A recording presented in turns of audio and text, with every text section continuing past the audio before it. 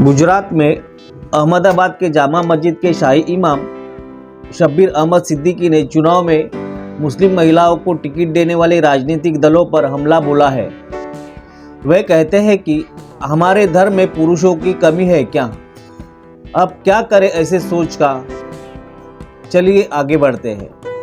देखिए, इस्लाम की बात अगर आपने लाई है तो मैं आपको एक बात बताऊं। अभी आपने देखा नमाज पढ़ रहे हैं, एक भी औरत नजर आई? और इस्लाम में सबसे ज्यादा अहमियत जो है नमाज को। अगर औरतों का इस तरह से लोगों के सामने आना इस्लाम में जायज होता तो उनको मस्जिद से नहीं रोका जाता। मस्जिद से रोक दिया गया क्यों? औरत का इस्लाम में एक मकाम है, समझ गया? तो इसलिए जो कोई भी औरतों को जो है टिकट देते हैं वो इस्लाम के खिलाफ जो है बगावत करते हैं, समझ गया?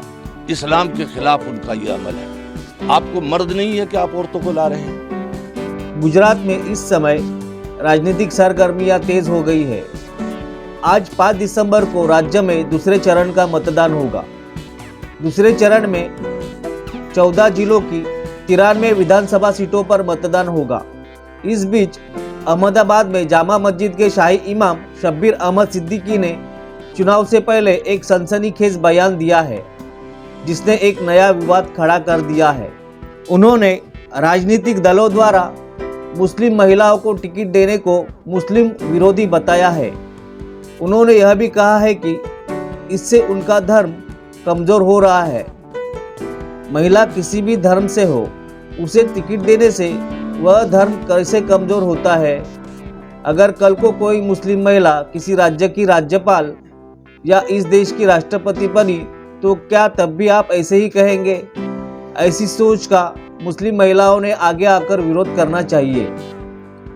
जैसे जहां ईरान जैसे देश में हिजाब के विरुद्ध प्रखर आंदोलन चल रहे हैं, वहीं हमारे देश में मुस्लिम महिलाओं को राजनीति में भागीदारी देने के बाद भी कुछ कट्टरपंथी विचारधारा वाले लोग उसमें भी अपने धर्म को लाकर मुस्लिम महिलाओं के अधिकारों का हनन कर रहे हैं। आपकी राय इस पे क्या है? जरूर लिखें।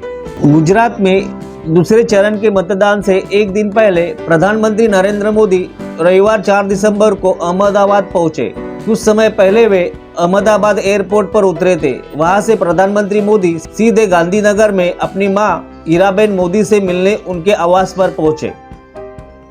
प्रधानमंत्री मोदी राजभवन में रात्रि विश्राम करेंगे। गुजरात में आज सोमवार 5 दिसंबर को दूसरे चरण के लिए मतदान होगा। प्रधानमंत्री आज अहमदाबाद में मतदान करेंगे। प्रधानमंत्री अहमदाबाद के साबरमती विधानसभा क्षेत्र के मतदाता है। इससे पहले अगस्त में प्रधानमंत्री अपने आवास पर अपनी मां के घर गए थे। उस वक्त प्रधानमंत्री साबरमती नदी पर बने अटल ब्रिज का उद्घाटन करने अहमदाबाद पहुंचे थे। गुजरात में पिछले 27 साल से सत्ता में काबिज बीजेपी की वापसी के लिए प्रधानमंत्री मोदी ने इस बार भी पूरी ताकत झोंक दी है। प्रधानमंत्री मोदी गुजरात विधानसभा चुनाव के लिए कई रैलियां और रोड शो कर चुके हैं। इस बार उन्होंने विरोधियों पर भी हमला बोला। गुजरात में पहले चरण के लिए 1 दिसंबर को मतदान हुआ था। इस दौरान करीब 60% मतदान हुआ है।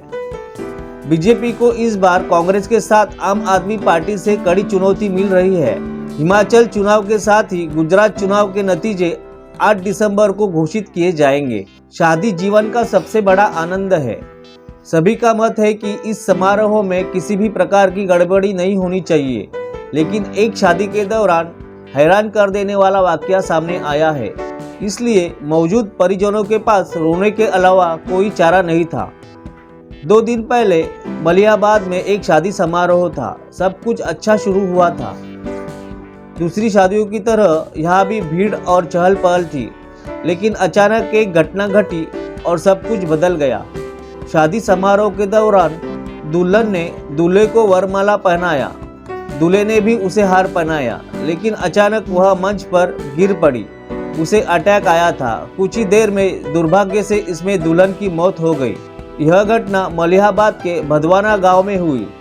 बुद्धेश्वर से दूल्हे को लेकर रिश्तेदार आए थे। शिवांगी और विवेक की शादी थी, लेकिन मंच पर हार पहनने के बाद हुई घटना ने सब कुछ बदल कर रख दिया। मृतका शिवांगी 21 साल की थी।